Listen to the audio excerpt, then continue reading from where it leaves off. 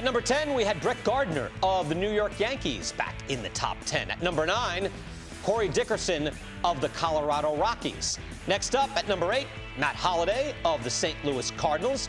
Moving down the list, this guy's moving up from the Miami Marlins. Christian Yelich is at number 7.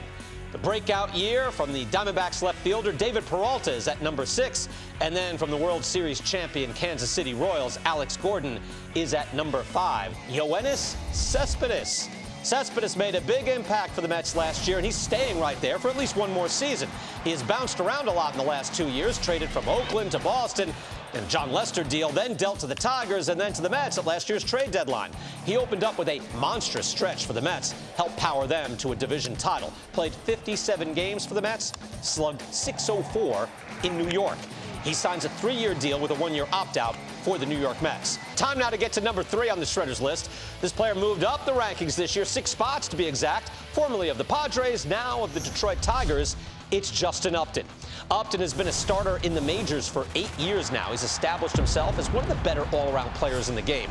Perhaps not the superstar envisioned earlier in his career, but an excellent player who just cashed in on that consistency, a big free agent deal with the Tigers. Here we go, moving steadily up the Shredders rankings over the past 3 years. It is Starling Marte of the Pittsburgh Pirates. Marte is now in his prime, entering his age 27 season. Comes off a year where he had career highs in games played, plate appearances, home runs, and hits. His rate stats haven't quite taken off. Had a .337 on base, slugging .444, but he also had 24 defensive runs saved, making him the best fielding left fielder in the game last year. Who is the top left fielder in the game right now? Might be a bit of a surprise, but the Shredder is going with Michael Brantley of the Cleveland Indians. Brantley has turned into a tremendous player, but one who will start the season injured. In 2015, he backed up his breakout season with another year of all-around excellence before injuring his shoulder, diving for a ball in late September. He ended up playing just 137 games because of injuries, but he had a .379 on base, slugged .480, went 15 for 16 stealing bases, and despite leading the league in doubles, he was also the #1 contact hitter in the game. #1. So he will be out at the start of the season, recovering from shoulder surgery. But in his last 2 years, he's become a great player. Among all current left fielders, he has the best on base, second best slugging percentage, and altogether is the #1 hitter at the position, leading the way with a weighted runs created plus of 145.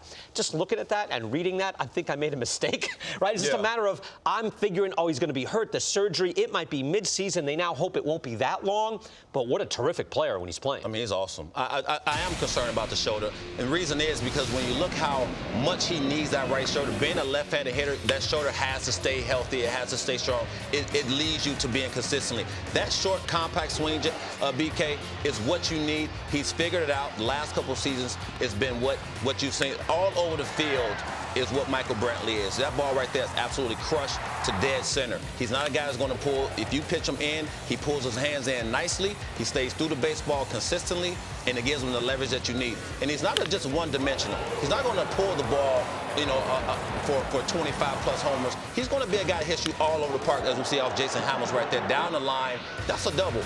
Maybe you plan him to pull. You shouldn't, because he is a guy you play straight up because of balls like this. He's gap to gap, and he'll be consistent that way if that shoulder holds up for him. Again, he's hitting for power and doubles power. I just want to reiterate, and he is the #1 contact hitter in the game. A lot of those contact hitters, that they're punch and shoot. You're just spraying the ball. This guy's hitting for real, and he's not swinging and missing. That's a great foundation. It's a great thing, and one thing that gets missed in this game is everybody can hit the ball.